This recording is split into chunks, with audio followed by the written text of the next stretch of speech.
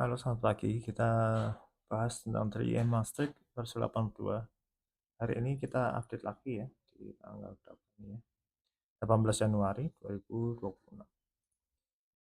Ada pembaruan sedikit untuk ketebalan di garis pivot, sehingga kalau yang semula seperti ini tidak begitu kelihatan.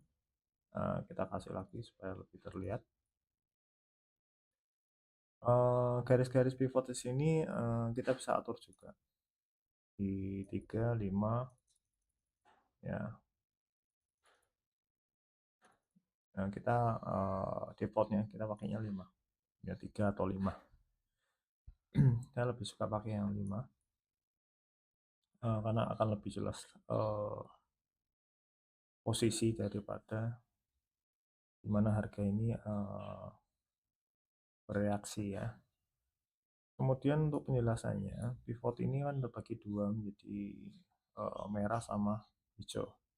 Di klasik untuk teknik biasanya kita nandai zona-zona ini menjadi zona-zona manualnya, jadi support atau demand, atau yang di atas ini merah sebagai area untuk ya, dimana harga kalau dia tembus berarti dia breakout ya, berarti dia akan membuat sebuah harga yang baru di sini di atas ini ya. Kalau dia breakout jadi dia harga akan lari gitu, sama di bagian support di bagian bawahnya. Dan kalau dia respect, nah, sebenarnya kan ada yang respect ya, maka dia lagi sideways atau konsolidasi dengan rank yang seperti ini. Ranknya cukup ya, enggak begitu level juga ya, tapi lumayan, ambil 100 pipan karena range untuk apa gold sendiri itu bisa 50 sampai 70 pip. Ini bisa 100, jadi lumayan untuk kita bisa ambil. Misalkan di sini kita bisa buy, jadi ada area buy, ada area untuk kita sell seperti itu. Oke. Jadi kalau ini harusnya level dasar teman-teman harus tahu. Tapi kita tidak pakai ini, kita pakai yang dynamic pivot namanya di sistem indikator ini. Lalu tabel-tabel ini akan membantu kita melihat sebuah target. Di sini ada target dengan label T1, T2, T3, T4.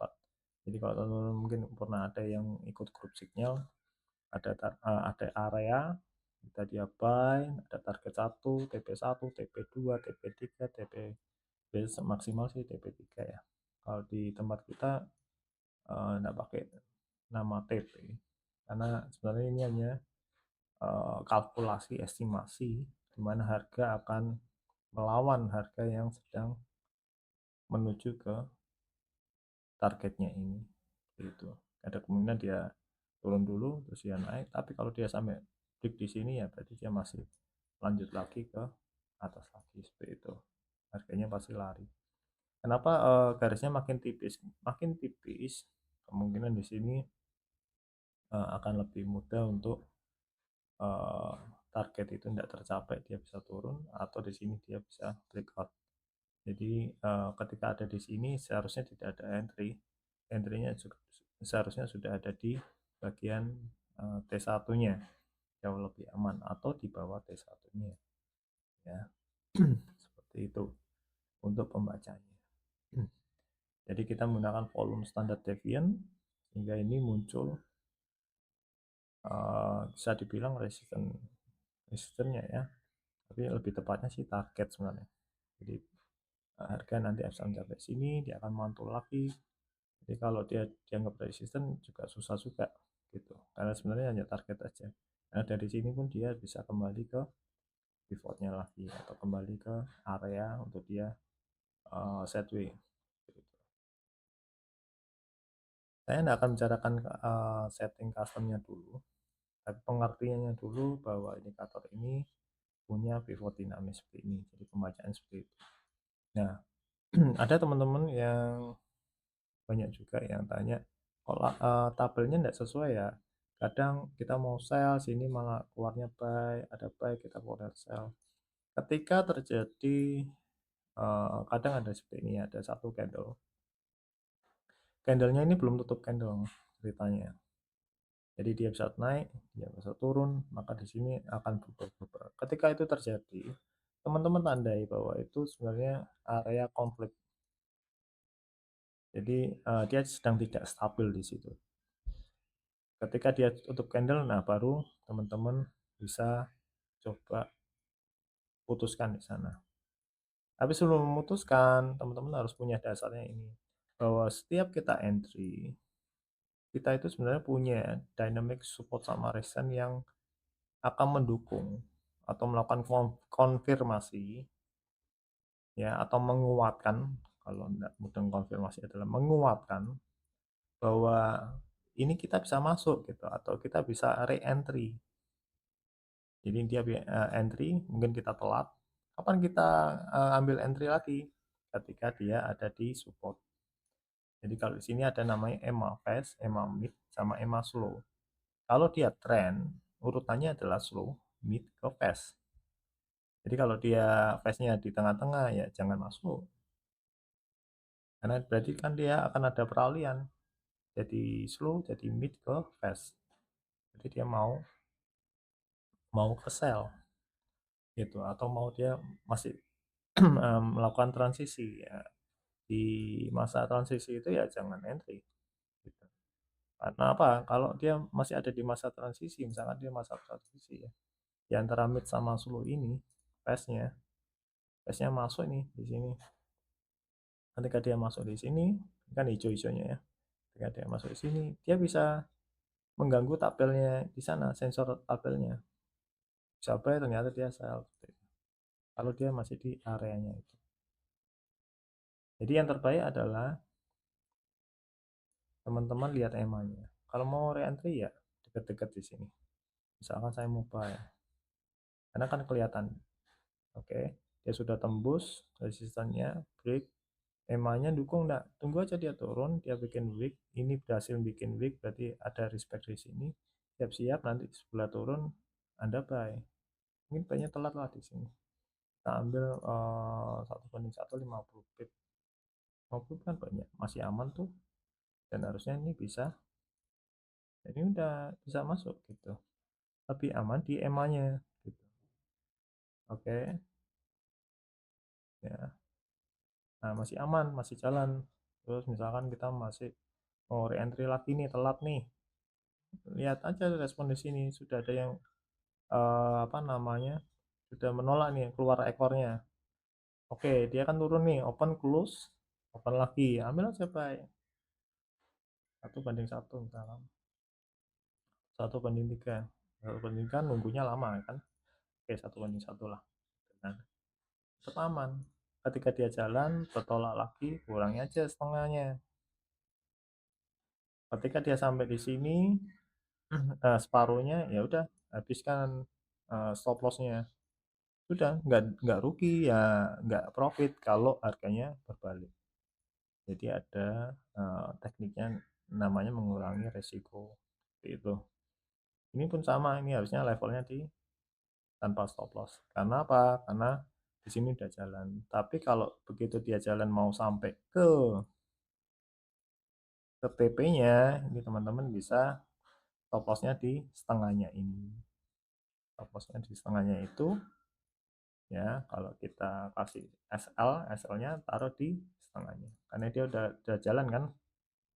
Nah, ini kasih stop loss. Stop loss-nya 50% dari harga yang sudah berjalan. Tapi kalau harga berjalan di sini sebenarnya 50%-nya ada di sini. Kalau mau lebih aman. Tapi kalau mau ambil langsung di sini enggak masalah juga. Kenapa? Karena EMA-nya kan naik nih. Dia support untuk EMA-nya, untuk dia dorong harganya. Seperti itu ya, entry yang bagus gitu ya. Kita re-entry gitu. Tidak harus dari bottom, tapi kita bisa lihat dari respon price actionnya, di mana candle itu merespon EMA-nya ini. Paling bagus adalah EMA fast. Kenapa? Karena EMA fast adalah tanda bahwa harga ini sedang lari atau tren. Ya dia naik naik naik naik, naik kita turun, ya respon. Tapi ketika harga ini mulai menyentuh-nyentuh yang bagian tengah, itu sebenarnya sudah mulai lemah gitu ya. Dia makin ke merah ya hati-hati gitu. Walaupun dia bisa jadi yang merah ini jauh lebih kuat sebenarnya, karena dia support yang paling terbawah. Selama dia masih trend strong up trending, dia bisa memantulkan harga itu tiba-tiba, bahkan lebih besar dorongannya.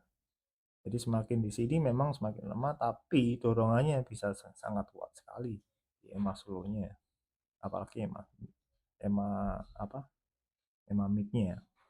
Jadi EMA mid dan EMA slow ini nanti akan jadi area penentu. Kalau dia makin besar, jadi dia masih bisa melanjutkan di EMA mid dan EMA slow. Oke, seperti itu. Itu ya gambaran untuk pembacaan EMA-nya.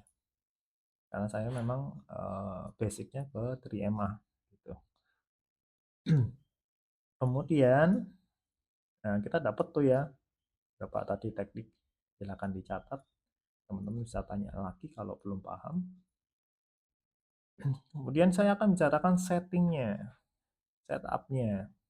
Ini ada setupnya, kan bisa pakai custom, pakai current, signal price. Jadi karena kita mau scalping gitu ya, mau scalping kita pingin harga yang sekarang uh, kita scan gitu misalnya, kita cari.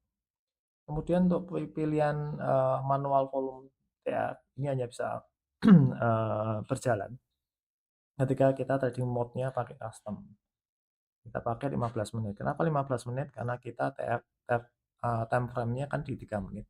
Kita butuh kalau 3 ke 15 menit itu berapa? 5 candle kan. Karena satu candle kan mewakili 3 menitnya. Saya nggak mau jauh-jauh gitu. 4 jam, kalau 4 jam wah berapa candle gitu, lama sekali.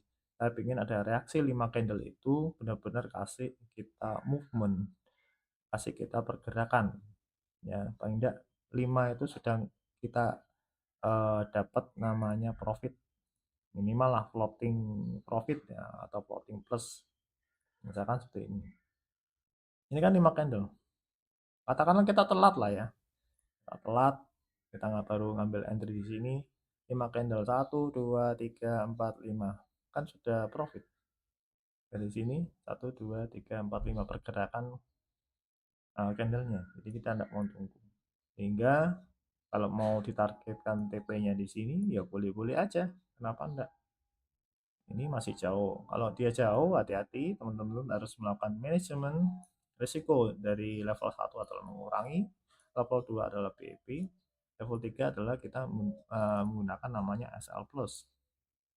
SL plus adalah stop loss atau risiko yang ditarik di atas posisi order teman-teman ya, di atas order teman-teman untuk mengamankan profitnya, karena berharap bahwa harga ini akan masih mendorong lebih jauh lagi.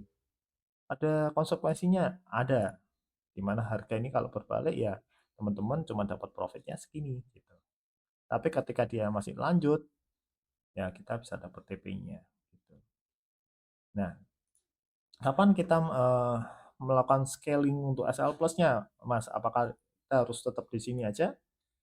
Misalkan dia jalan nih, ya katakanlah dia jalan dengan candle hijau ya. Kalau candlenya merah ya siap-siap gitu ya, dia melakukan manuver. Kalau dia candlenya hijau, ini kan ambil setengahnya lagi lah ya. Kalau dia jalan di sini, berarti ambil setengahnya dari ini, berapa itu? Di sini maksudnya kan 50%-nya aja. Tertingginya dia bisa sampai profitnya, ambil setengahnya 50%-nya. Ini kan setengahnya, setengahnya berarti di sini ya. Nah, pas ini ini dapat kan. Jadi kalau dia sampai TP ya sudah selesai TP gitu. Tapi kalau mau dibiarkan boleh, cuman di aturan saya secara disiplinnya kita jangan biarkan apa namanya terlalu membiasakan nipit ini. Dan biasanya TP-nya dilepas-lepas supaya dapat T3 lah, T4 apalah gitu ya. Karena itu akan membangunkan jiwa serakah kita ya. Ya, kalau memang cukup ya cukup, nah kita nyari setupnya lagi ya, seperti itu teman-teman. Pernah nggak dapat 500 VIP? Bisa, bisa juga. Yang penting tekniknya ini teman-teman tahu ya, ini namanya trade manajemennya ya, mengurangi kapan BIP-nya atau jadikan nol dulu, kemudian kapan kita melakukan SL plus-nya. Itu teman-teman harus punya tekniknya itu, karena signal lu kadang nggak sampai untuk take profitnya teman-teman, tapi sudah mengamankan take profitnya gitu. Jadi nggak ada namanya cut loss atau rugi atau MC, karena kita punya basic tekniknya itu ya. Kita akan bahas tabel-tabelnya ini, pembacaan tabel-tabelnya. Kalau kita tadi sudah membahas sedikit tentang target T1, T4, Enterprise, ini adalah pembacaan aja, nggak perlu teman-teman tahu juga. Lalu volume standar deviannya juga sebenarnya hanya untuk melihat seberapa besar volume masuk di sini untuk di standar deviannya ya, golongannya seperti itu. Ini tidak perlu juga. Dan teman-teman perlu perhatikan adalah ini 5 ya, 5 ini MTF ini multi time frame trend. Itu dia ngambil time frame yang besar-besar, jadi kita tidak perlu tengok-tengok lagi ke time frame yang besar ya, H4 daily gitu ya, atau monthly. Ini sudah membacakan kita lagi di tren besar apa sih, itu ada di strong up. Jadi kita masih dibayang-bayang tren besarnya adalah bullish ya. Kemudian apakah marketnya mendukung? Jadi market statusnya kita sedang konsolidasi atau kalau sudah trending. Kalau sudah trending berarti kita masih bisa masuk untuk buy. Tapi kalau dia lagi turun mas, kayak kemarin turun turun turun turun, ya itu reversal namanya. Karena itu di sini akan ada reversal alert. Kalau normal trend berarti dia masih seharusnya kita tidak bisa entry ya di normal trend. Dia harus ada strong untuk up-nya, kita bisa masuk. Tapi boleh-boleh aja asalkan stop-nya tetap kita pasang dengan panduan EMA-nya ini. Kalau di sini ada reaksi sebelumnya, kita bisa masuk lagi ya, seperti itu. Kemudian slope ini sebenarnya mewakili kombinasi dari EMA-nya. Jadi slope, mid, fast ketika dia berubah, maka ini slope-nya, action-nya juga akan berubah. Akselerasi buy, akselerasi sell itu berarti dia akan melakukan pergerakan tiba-tiba. Misalkan dia keluar akselerasi sell, wah dia lagi nge-sell nih. Kita bisa masuk enggak? Bisa, tapi ngambilnya sedikit aja. Oke. Dia nggak bisa sampai target biasanya. Tapi slope ini akan lebih rentan di time frame kecil. Karena dia kan pergerakannya ketika dia cepat, dia akan bisa berubah-ubah. Itu yang mungkin akan mengecoh ya. Jadi daripada terkecoh seperti itu, lihat di EMA-nya. Ketika EMA-nya seperti ini, dia tembus masuk, tembus masuk, tembus masuk. Kalau ini kan sampai slow-nya ya, seperti saya bilang tadi, dia bisa memantulkan lebih keras lah. Tapi karena trennya memang masih besar, strong uptrending, ya dia akan tetap mendorong ke atas seperti itu. Begitu ya. Ya, jadi 5 ini penting untuk dilihat. Kemudian yang di atasnya sebenarnya lebih apa namanya, untuk melihat settingan kita pakai apa. Nah, frame yang kita gunakan adalah 15. Jadi dia akan muncul 15, trade-nya pakai custom. Kemudian anchor-nya kita pakai current signal price karena kita mau scalping. Settingan selanjutnya adalah look back. Look-backnya tetap default aja ke 20 gitu ya. Dan pengaturannya kita sebenarnya pakai TMA-nya pakai 5, 13, 21, lebih kecil. Kalau orang kan biasanya pakai 50, 200, terlalu besar juga. Kita enggak main swing, kita main lebih banyak signal. Kenapa saya pakai scalp dan singkat-singkat? Karena kita enggak ingin menghabiskan waktu kita ya. Profit sudah selesai, dapat profit banyak, ya udah selesai kita berhenti. Di satu hari itu kita cari setting setup lagi, enggak terlalu capek juga. Oke, enggak terlalu kepikiran sama harganya. Begitu ya. Kemudian kita akan kembali lagi ke namanya pivot dinamis ini, bagaimana cara membacanya. Ini penting. ketika semua pivot ini dia lari harganya, Anda perhatikan dia lari, pivotnya ini ditinggalkan dari level yang bawah ya sampai atas, dan terakhir nanti dia tinggal pivot merah yang terakhir di sini, dengan terakhir nih, ini akan menjadi penentu. Ini gold yang sekarang ya. Untuk harga teman-teman biasanya dia akan pakai patokan di sini ya, TP-nya di sini nih, TP-nya. Nah, angka berapa itu? 4620 ya. Akan kalau ini break akan ke sini.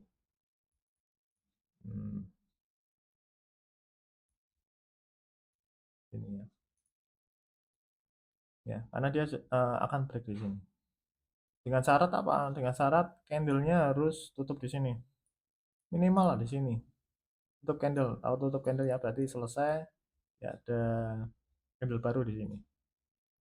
Nanti kan ada candle baru di sini. Oh, dia turun mau naik terserah. Tapi yang penting di sini dia sudah close candle namanya. Di sini harus close candle. Close candle dia total untuk, oh sudah, dia harusnya dia kasih dorongan boost gitu. Full breakout namanya ya. Jadi kalau dia sudah tutup candle, ini close candle, close candle. Jadi bukan candle yang lagi bergerak, dia benar-benar tutup di situ. Kemudian dia akan melakukan namanya full breakout atau ledakan, atau kalau kita namakan namanya impulse candle. Nah, cari aja di internet ya, impulse candle sudah apa. Impulse candle adalah dia body, full body untuk dia dorong. Boom. Nah, bisa cek di TikTok saya. TikTok saya di forex.com, saya membahas juga ada impulsnya di situ. TikTok ya, sorry, TikTok.com at forex emas. Di situ saya kasih prediksi ini bakal impuls, ini impuls, benar-benar impuls, dengan syarat ya tadi itu dia harus terus candle. Dan saya lakukan apa, saya lakukan sedikit ke atas saja, berikan pending order, buy stop ya, makanya buy stop. Dia jemput di sini, dia tutup candle. Nah cuman harus lihat dulu ya, jangan langsung pending order, karena kadang dia bikin kayak sayap atau wig ya, kayak seperti ini wig ya, ekor-ekor ini. Tunggu aja ekornya muncul, baru bikin pending ordernya ya di atasnya itu ya, karena terlalu risiko, karena dia pasti spike ya, spike seperti ini, baru pending ordernya di sedikit di atasnya. Itu strateginya ya. Tapi biasanya kalau harga itu sudah bisa seperti ini sebenarnya sudah tembus, tapi secara week aja. Tapi secara probability-nya itu masih, dia punya masih ada bisa turun dikit untuk reversalnya, untuk dia dorong lagi. Ya, yaitu syaratnya seperti itu. Ketika ini bisa terpenuhi, ya harga akan gerak ke atas. Harganya di sini. Ya. Kemudian yang terakhir adalah kita punya zona. Teman-teman mungkin kelihatan nggak sih? Secara vertikal ini kan ada abu-abu nih, warna yang berbeda ya. Ini ada lagi, ada lagi, ada abu-abu sini vertikal yang menyoroti ya, seperti cahaya dari surga. Nah ini artinya dia ZW. Ketika dia ada di area ini berarti ZW, tinggal kita cari areanya, pantulnya di mana, bawahnya di mana, kemudian kita bisa sell, kita bisa buy, dapat semua. Seperti itu ZW. ZW itu berarti kan kita cuman manfaatin pantulan gitu. Jadi ini ada area nih, kalau kelihatan ya teman-teman ya, ada area ZW.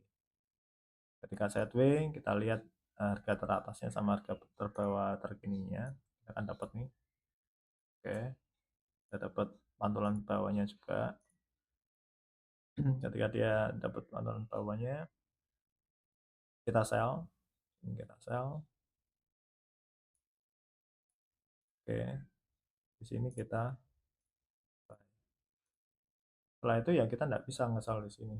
Ini kan nggak bisa. Nah, kenapa ya? Karena sudah nggak set way lagi. Ini sudah kalau dari set way kan berarti akumulasi. Akumulasi dia lakukan manipulasi dulu untuk nggak tahu ini nanti kalau dia manipulasi berarti dia ke bawah, lalu distribusinya bisa jadi dia ke atas.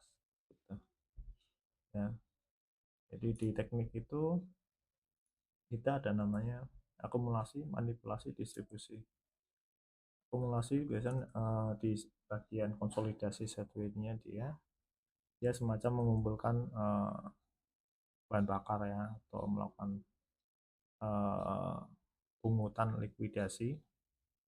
Kemudian ada manipulasi, jadi seolah-olah dia bisa jadi kan besok ini bisa turun turun turun turun turun turun, sebab dia baru bisa naik, melakukan distribusinya gitu, seperti itu. Dan dapat dapat ilmu lagi ya. Ya, itu kurang lebihnya seperti itu teman-teman.